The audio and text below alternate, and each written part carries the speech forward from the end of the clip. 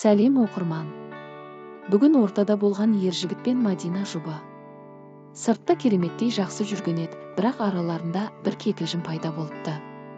Және де Мадина бір нәрсені еске түсірген болатын. Қатысушы болып келгенде мен 2-3 жыл ойланып тұрмысқа шығамын дегені. Сонда қыз әлі дайын емес пе? Ержігіт болса жасы келді, тез үйленгісі келеді. Бүгін болса әке болуды армандаймын деген болатын. Қалай болады енді, алда көре жатармыз. Ержігіттің айтуынша қыз күйеуге шығуға дайын емес деп ойлайды екен. Мадина болса ондай емес деп түсіндірген болатын. Жалпы ол әңгіменің бәрі қайдан шықты деп ойлайсыздар, қысқаша айта кетейін. Ержігіттің айтуынша маған эмоцияларынан солай сезіледі деді. Күйеуге шығудан қыз тартыншақтанатын сияқты. Асықпаған арбамен қоян алады деген сөзді естігеннен кейін. Сондай ойлар пайда болды малыш. Сенің тарапыңнан сондай сөз болып қалды енді. Айтылды ғой жүргізуші тарабынан, Альмира ханымнан.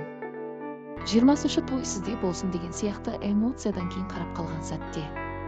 Кішкене бір кідірістен кейін асықпаған арбамен қоян алады деген сөзде. Бұлай сәл бір түрлі болып қалдым шыны керек. Кез келген жігіт бір түрлі болып қалады деп ойлаймын деді ержігіт. Мадина сол сөзін түсіндірген болатын. Мен кез келген шешімді ойланып шешім қабылдағым келеді. Өзіңіз білесіз, енді біздер ең алғашқы таныстықта тез жұптықты бастап кеттік. Сол кезде мен еңлікті 100%-ға түсініп отырдым. Себебі сол моментте мен ішімнен ойладым.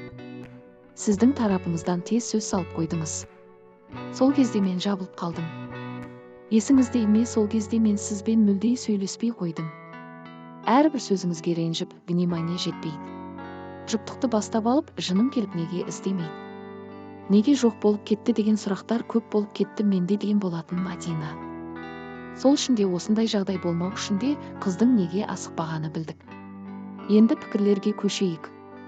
Мадина, ойланатын болсан үйінде отырып ойлан. Тұрмысқа дайын болмасан ол жерде неге отырсын?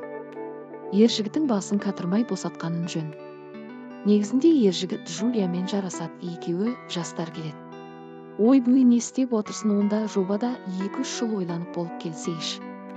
Прост Инстаграм, тиктік просмотр жинай алмай қаласын ба, тегін ақша түспей қалама.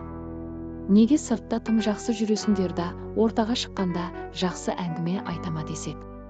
Басқа әңгіме айтасыңдар. Дейді оқырмандар, сіз қалай ойлайсыз, биылдыққа той күтеміз бе ержігіттің?